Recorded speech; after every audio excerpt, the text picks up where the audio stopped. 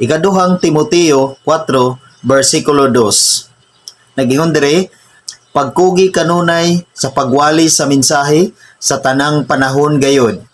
Daniha, badlunga, dasiga ug tudloi uban sa pagpailob ang mga tao.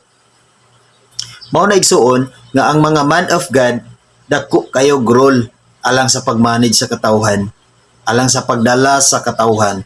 Tungod kay sila adunay dakong katungod sa pagsangyaw sa pulong sa Ginoo.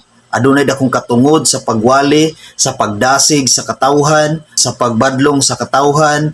Unya sila ang mudani sa katawhan ngadto sa pagtuo sa Ginoo. Tungod kay daghan pang katawhan nga wala nila puy ang ilang pagtuo diha sa Ginoo. Maong sila ang mudani aron ilang puy-an ang ilang pagtuo ngadto sa Dios. Ug sila usab ang mutudlo sa katawhan nga mahimo silang mapailubon pinaagi sa Holy Spirit nga naa sa Dios kanila.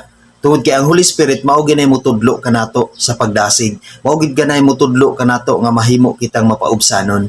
Sa tanan nga adunay katakos sa pagsangyaw sa pulong sa Ginoo, atong isangyaw ang pulong sa Ginoo. Tungod kay nag-ingon diri sa book of Mateo nga magkugi kita kanunay sa pagwali sa pulong sa Ginoo.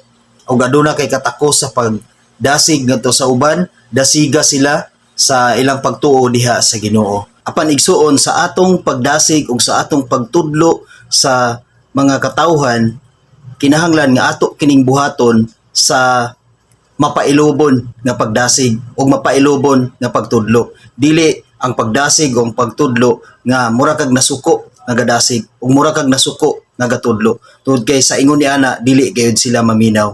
Maong ang gusto ni Lord nga sa atong pagtudlo, sa atong pagdasig kanila sa ilang pagtuo sa Ginoo, ipaagi nato sa mapailubon nga pagtudlo ug mapailubon nga pagdasig. Ug tungod ni ana, kung madasig na sila silang pagtuo sa Ginoo, kung ang Holy Spirit sa Dios anaa na kanila, mahimo na silang mapaubsanon ug mapailubon sa ilang pagkinabuhi nining kalibutana ug sa ilang pagtuo diha sa Ginoo.